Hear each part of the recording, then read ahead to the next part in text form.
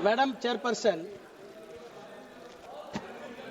thank you for the opportunity given to me to express my views on behalf of the DMK party.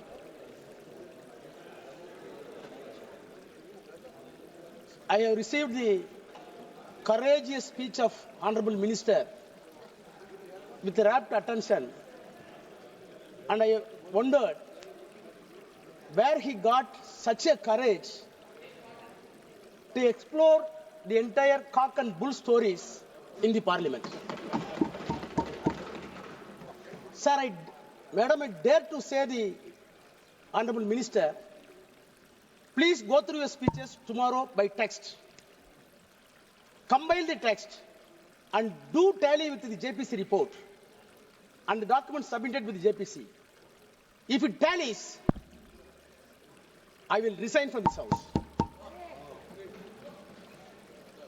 You recall your memory. When you introduced this bill, you said what prompted to introduce this bill. One of the classical examples that has been given by you, the reason for this bill to be piloted, when you introduced in Tamil Nadu, in Tiruchirappalli district, entire village running thousands of acres were described as Waqf property. JPC came into Tamil Nadu. The district collector came to depose evidence, and the secretary of the revenue department came to the evidence. CEO of the Waqf came to evidence. All three officers came to JPC. The chairman is sitting here. Deposed the evidence. The cock and bull story that has been built by you and expressed by you has been demolished. In spite of the cock and bull story, no interference. No interference. Having said the cock and bull story, now we are coming with new cock and bull stories to say the parliament was given to Waqf board. Sir, madam, the irony is that the minorities' rights are going to be protected by way of this bill, where the party is having no members of parliament Muslim community. There is no Muslim MP to introduce and pilot the bill and support the cause of the bill. They are not able to produce a single member of parliament, and they are giving moral advice to us how the secularism can be protected. Madam Chairperson, today it is a remarkable day for the Indian Parliament to design our destiny, whether the country is going to travel, whether the secular country is going to travel in the path which was well beaten by the forefathers of the freedom fighters on the constitution, or a negative path as decided by the communal forces in the country. Sir, I want to start my debate, my speech, by quoting the Tamil Nadu Assembly passed a resolution. The resolution was moved none other than the Chief Minister of Tamil Nadu, Mr. M.K. Stalin. The resolution unanimously passed. The stand of the court, our stand, the Waqf bill introduced by the Parliament against minority rights, against religious freedom, unconstitutional, contrary to the purpose of Waqf, inconsistent with judicial findings, unnecessary and confusing. If passed, it will cripple the Waqf institutions and harm the Muslim community. Therefore, the Assembly urges Union Government to completely withdraw the Waqf Amendment Bill. Unquote.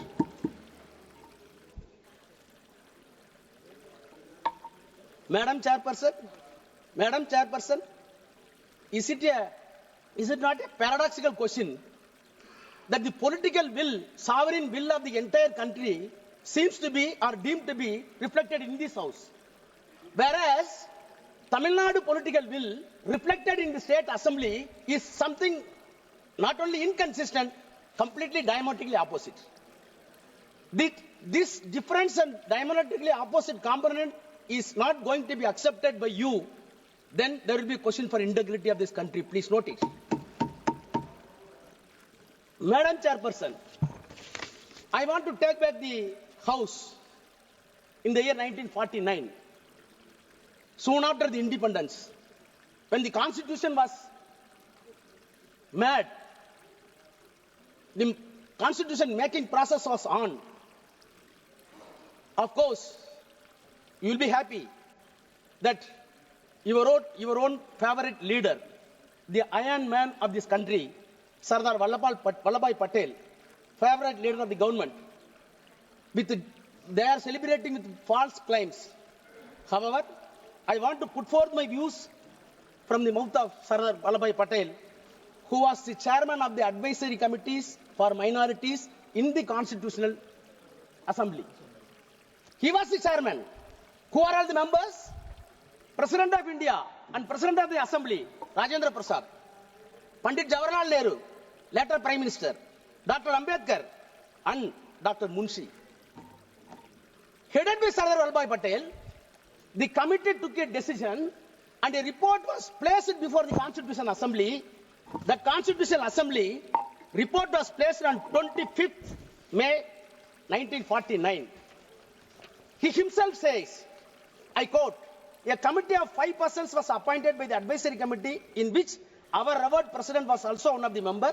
Pandit Jawaharlal Nehru, myself, Mr. Munshi, and Dr. Ambedkar were the members of the committee. The committee met and made its report in February. Unquote. Finally, he placed the report and moved in the Constituent Assembly. What was his prayer when he was moving? I quote again. If they, that is Muslims, I quote, if they really have come honestly to the conclusion that in the changed conditions of this country, it is in the interest of the all to lay down real and genuine foundation of a secular state, then nothing is better for minorities than to trust the good sense and sense of the fairness of the majority and to place confidence in them. First part, unquote. Second part is very important. Again I quote, so also it is for us to happen to be the majority to think about what the minorities feel and how they are treated. But in the long run, it would be in the interest of the all forget that there is anything like majority and minority, this country and that India, there is only one community. With these considerations, sir, I beg to move that report may be adopted, unquote. This is the voice of Sardar Vallabhbhai Patel in the Constitutional Assembly. You are celebrating See, now the problem is we want to harvest the legacy of the Sardar Patel. Those who wanted the legacy of the Sardar Patel in the constitutional terms are opposing the bill. Those who wanted to erect the statue of Vallabhbhai Patel and erase the concept of Vallabhbhai Patel wanted to support this bill. That is the problem. Sir, if I am permitted to go to the genesis of the Waqf, which was originally enacted in the year 1954. After that, the Act was amended frequently 59, 64, 69. Thereafter, comprehensive amendments were made in the year 1984. My sincere question to the Treasury benches and the Honorable Minister. Right from the 1984, whenever amendments were brought in this House, there was a basis. There were deliberations. There were consultations with stakeholders, which was appointed by either by the Parliament or by the President of India or the Prime Minister of India. 1984 amendment came into existence on the basis of the report submitted by the Waqf Inquiry Committee appointed by the Government of India in the 1970 by the Parliament. So a committee was formed in the year 1970. The report was placed. After 14 years, the amendments were made. I surprised when I went through the document in 1970. What a beautiful and sensible deliberation took place in 1970. In spite of that, the protests were made against 1970. Late, it came in 1984. Madam, if at all so many recommendations were made in 1970, in 1984, the Parliament was enabled to take 2 amendments. One is for limitation, which was extended to 30 years for the Waqf properties. The second one is the act applicable to the Waqf properties. No other provisions were implemented. Not because of the protest of the Hindus, the protest by the Muslims themselves. It was fairly accepted by the Nehru and government. After that, 1995 Act came into existence. I am an antibiotic, so that I have to take. See, what I wanted to impress upon the minister and the House, whenever the amendment came into existence, on the reasonable basis, on the institutional outcome, the amendments were done. Take 1995. 1995, how the Act came into existence? Sorry.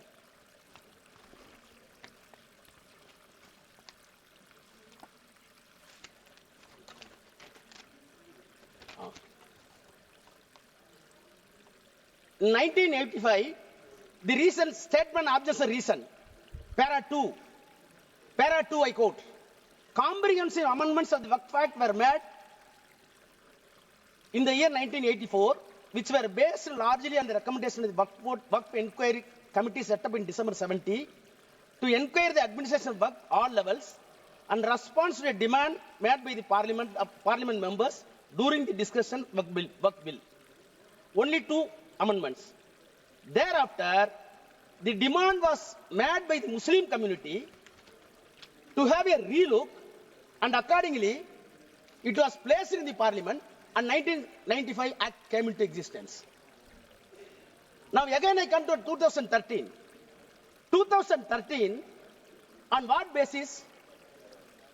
Para 2 of the reasons and objectives. The Prime Minister's High-Level Committee for Preparation of Report on Social, Economic and Educational Status of Muslim Community, in its report submitted to the Prime Minister on 17 November 2006, which is known as Sachar Committee report. So what I wanted to say, whether it is 84, whether it is 95, whether it is 2013, there were bases, there were consultations, there were consensus arrived. Then the white paper was filed to the Parliament. Then they brought the amendments.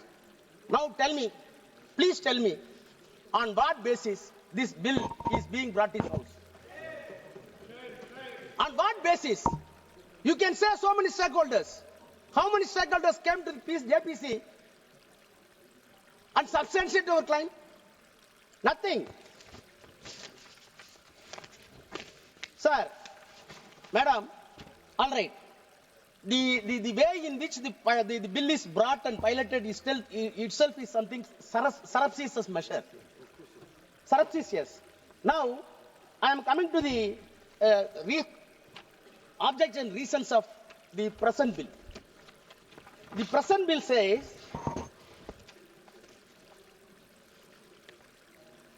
they are admitting, para 2, based on the recommendations of the high-level committee under the chairmanship of Justice Sachar and the report of the Joint Parliamentary Committee on Waqf, the Central Waqf Council, and after having detailed consultation and other stakeholders, comprehensive amendments were made in the year 2013. Your admission, unquote. Then you start the same paragraph, I quote, despite the amendments, please hear, despite the amendments, it has been observed that the Act still requires further improvement to effectively address issues related to the powers of the Waqf Board, registration and survey of the properties, removal of encroachment, including the definition of the Waqf. 5 components. You said, in addition to the 2013, even on the basis of the Sachar Committee report, you wanted to address 5 more components according to you, which were missing in the S12 bill, the S12 Act. Let us pursue. Now I come to your 5 pillars. I can easily demonstrate that the definition of the Waqf, it is nothing but artfully confused for the non-existence of Waqf. Removal of the encroachment. It is nothing but empowering the government to grab the Waqf property. Survey of the property, it is nothing but a mockery because Government of India already filed an application, filed an affidavit before the Supreme Court. More than 90% survey is already over. Now you are coming for survey. Registration of Waqf, it is not at all humanly possible according to your text. I will come to that. Powers of the state boards, it becomes recreation club. I will demonstrate. Sir, as a student of law, I got anguish when see the amendments. And I challenge the minister with the due humility. Please show one improvement on these 5 heads beyond the 2013 Act. Then I will ready to salute you. You can't. You can't. On the contrary, Madam Chairperson, I have been in the Parliament more than 22 years. I know the legislative business. Being a lawyer, I am well versed. But have you come across a bill is being brought to the Parliament cunningly and cleverly to remove the amendments which were brought in the 1995 and 2013 after due deliberation and approved by the same Parliament? If you really honest, you must repeal the 2013. You must repeal the 1995 because most of the amendments brought in 1995 in 2013 were completely removed by way of this amendment. What does it mean? What does it mean? I want to quote the quote of V.R. Krishna, a known jurist. I quote, Parliament is a great inquest of the nation, the great auditor and ombudsman of the executive, the final arbiter, policy monitor, and destiny discerner of the people, unquote. I dare to charge the government that this Parliament is being used as a mere ventilating chamber and it has been undermined. It is nothing but an unpardonable onslaught on the constitution religion. One day you will be repent. Now, I will turn to the provisions of the bill. 5 components, definition of the Waqf. My learned friend, including Kalyan Banerjee, everybody, even Akhilesh, my brother Akhilesh, said about the practicing Islam. Then nobody should be indulged in contrivance. Where you got all this language? I am a Hindu. I may be a believer. I may not be a believer. But when you are entrusting a property, you must measure my honesty. Whether I am honest or not. If I am a fraud, following the Hinduism is useless and nonsense. You never bother about the honesty and transparency. You are always concerned about only religion. That is the problem. Sir, I have not come across such a provision in any other law in any other country. So what has been the contrivance? How can you measure the contrivance? So, Islamic practice and I am having... Please, madam, I can get the time from Congress also. They accepted it. They accepted it. I am coming only definition. Then, we could not speak in the so see, the definition of the Waqf itself, the attempt that has been made by the government, according to you are saying that not intended in contrivance, your entire attempt, I want to say, it is nothing but a diabolical contrivance. Diabolical contrivance. Then you add new sentences. What are the sentences? Section 3, 3A. What is happening in this country? Have you come across the Transfer of Property Act? Section 3A says only the real and original owner can donate the property to the Waqf. What is this? Only owner can transfer. If a non-owner transferring the property is not alienated, it is invalid. It is invalid. I can spend my own money. If I am taking money from my brother, it is a stealthy. Why you are breaking such act? I am not able to understand. Then 3B. No, see. No.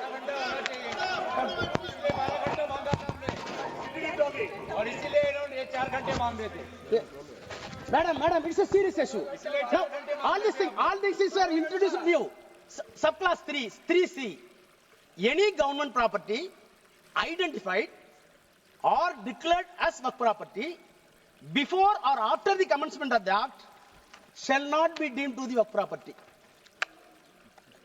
How many lawyers in the house I didn't know? How government property identified and declared as a Waqf property.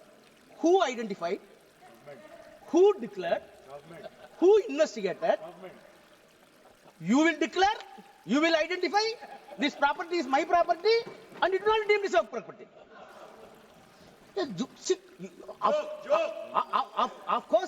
Of course, all constitutional bodies having discretion. Justice Patanjali in 1960 said, yes, we are having judicial discretion, but judicial discretion should not be a caveman discretion. Your discretion here is caveman discretion.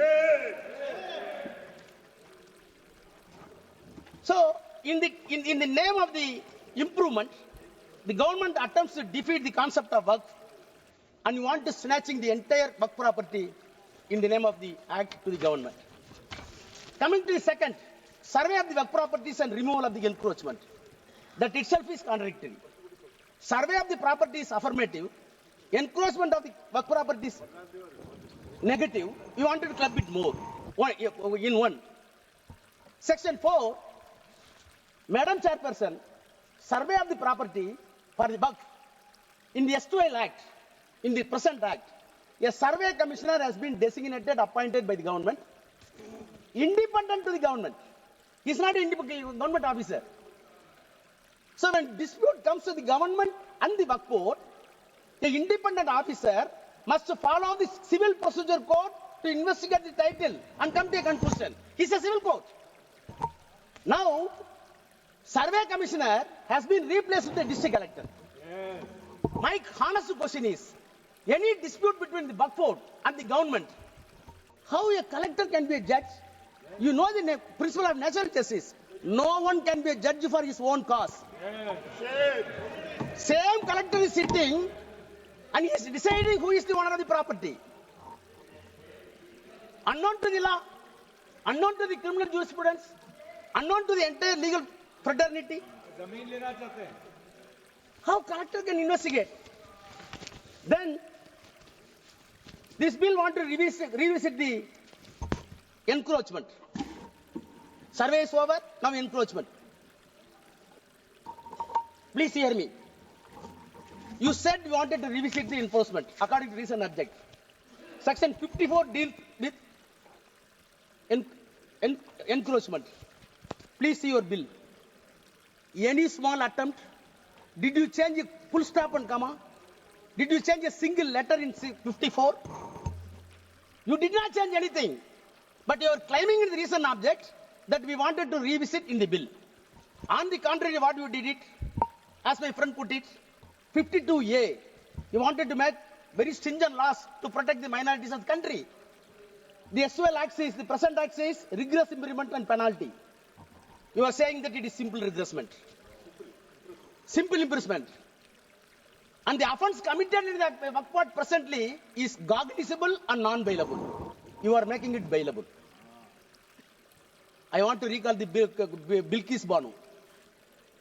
The same thing is happened here also. The next, sir, then tribunals.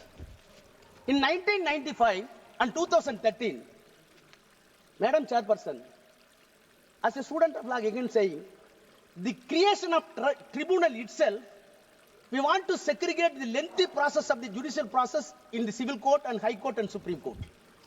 That is why we are having so many tribunals. Telecom tribunal is there, income tax tribunal is there. Why? There were a lot of cases in the civil court, district municipal court, subordinate court, then district court, then high court.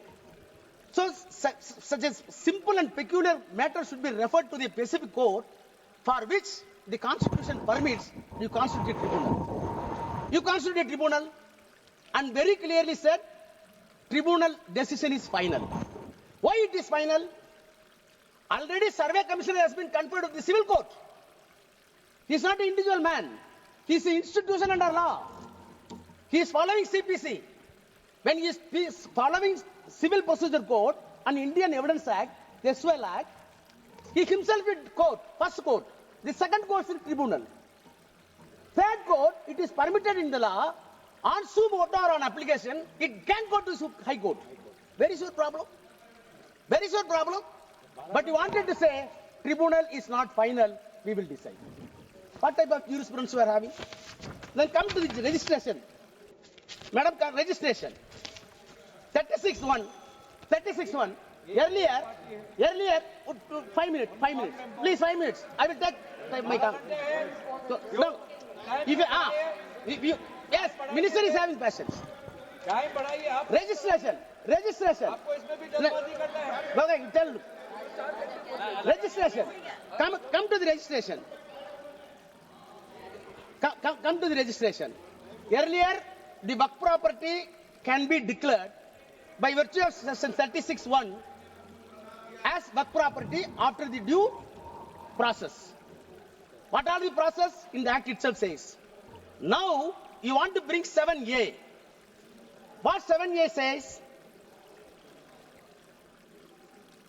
7A is a peculiar provision which will defeat the entire Waqf properties.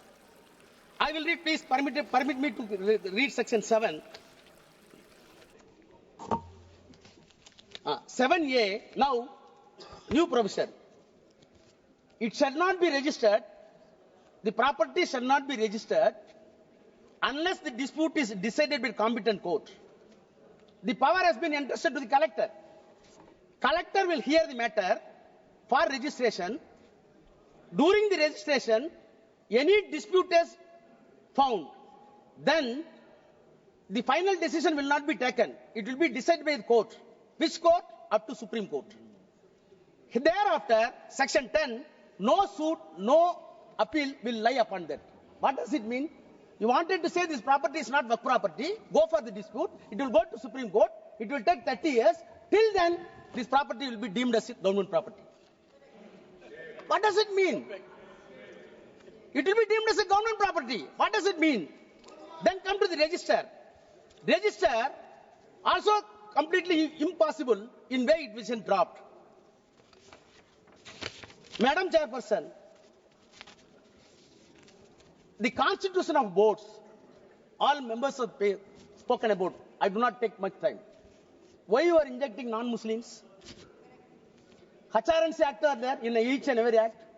Hindu Religious Endowment Board Act are there in all states including Tamil Nadu. What happened in Tamil Nadu? In one temple, so many acres of lands were available under HRNC.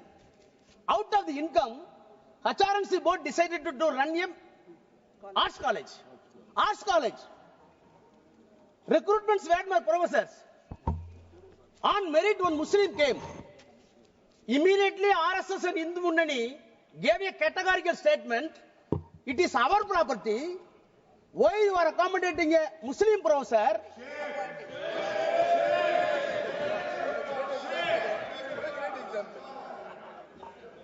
Now we are saying property is something different, religion is something different.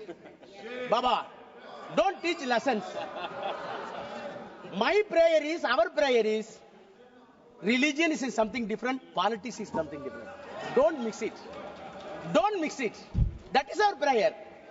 If you want to save this country with integration under this secular fabric, please segregate the politics and the religion.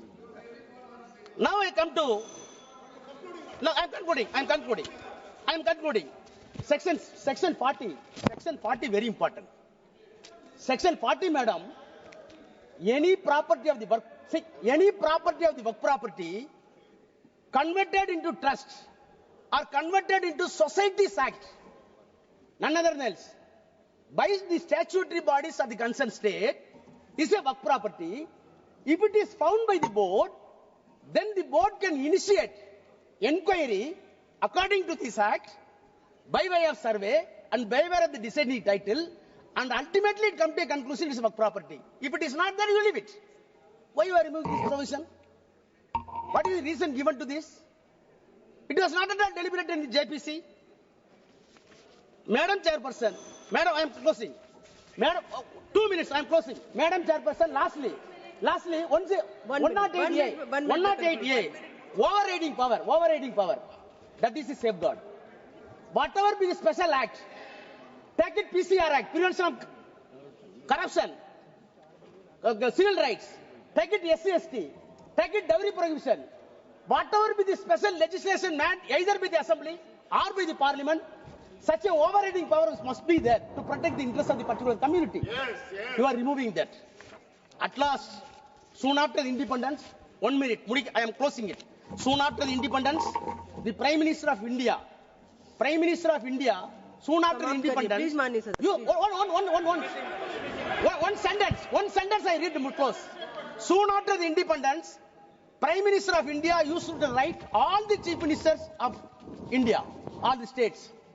I am quoting the official record. Letter to the Chief Ministers by the Prime Minister.